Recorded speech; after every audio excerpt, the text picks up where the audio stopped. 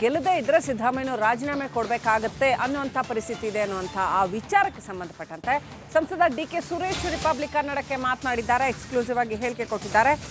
ಲೋಕಸಭಾ ಚುನಾವಣೆ ಫಲಿತಾಂಶ ಸರ್ಕಾರದ ಮೇಲೆ ಪರಿಣಾಮ ಬೀರಲ್ಲ ಅಂತ ಡಿ.ಕೆ. ಸುರೇಶ್ ಹೇಳಿದ್ದಾರೆ.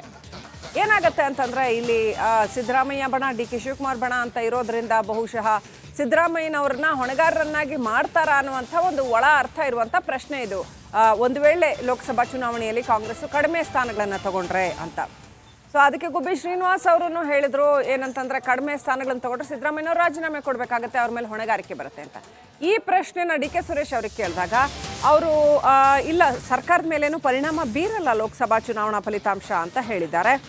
ಶ್ರೀನಿವಾಸ್ ಅವರ ಹೇಳಿಕೆಗೆ ನಾನು ಏನು ಮಾತಾಡಲ್ಲ ಆ ಬಗ್ಗೆ ಅಂತ ಹೇಳಿದ್ದಾರೆ.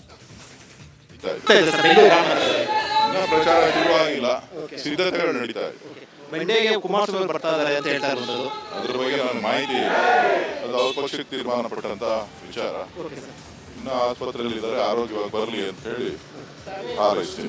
ಗುಬ್ಬಿ ಶ್ರೀನಿವಾಸ್ ಮಾತಾಡಿದ್ದಾರೆ, ಈ ಲೋಕಸಭಾ ಚುನಾವಣೆ ಕಡಿಮೆ ಸ್ಥಾನ ಬಂದರೆ ಮುಖ್ಯಮಂತ್ರಿ ಸಿದ್ದರಾಮಯ್ಯ ರಾಜೀನಾಮೆ ಕೊಡಬೇಕಂತ ಪ್ರಸಂಗ ತೆಗೆದುಕೊಂಡಿದೆ. ಖುದ್ದು ನಿಮ್ಮ ಪಕ್ಷದ ಮೇಲೆ ಹೇಳಿರೋದು, ಅದ್ರ ಬಗ್ಗೆ ನನಗೆ ಮಾಹಿತಿ ಇಲ್ಲ, ನೀವು ಅವ್ರನ್ನ ಕೇಳಿ. ಅದು ಯಾವುದು ಕೂಡ ತೊಂದರೆ ಆಗೋದಿಲ್ಲ ಅಂತ ಸರ್? ಅದೇ ರಿಸಲ್ಟ್ ಸರ್ಕಾರದ ಮೇಲೆ ಪರಿಣಾಮ ಬೀರುತ್ತೆ ಸರ್? ಇಲ್ಲ.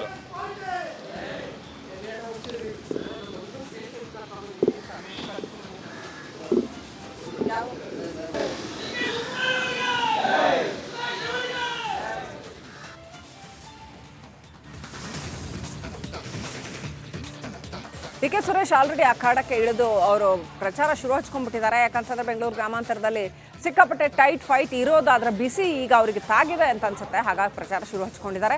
ಇನ್ನು ಸಿದ್ದರಾಮಯ್ಯನವ್ರಿಗೆ ಹೊಣೆಗಾರಿಕೆಯನ್ನು ಹೊರಿಸಲಾಗತ್ತಾ, ಅವರು ರಾಜೀನಾಮೆ ಕೊಡಬೇಕಾಗತ್ತಾ ಒಂದು ವೇಳೆ ಕಾಂಗ್ರೆಸ್ ಕಡಿಮೆ ಸ್ಥಾನಗಳನ್ನು 20ಕ್ಕೂ ಕಡಿಮೆ ಸ್ಥಾನಗಳನ್ನು ಗಳಿಸಿದ್ರೆ ಅನ್ನೋ ಪ್ರಶ್ನೆಗೆ ಡಿ.ಕೆ. ಸುರೇಶ್ ಯಾವುದೇ ರೀತಿ ಸುಳಿವು ಬಿಟ್ಕೊಟ್ಟಿಲ್ಲ.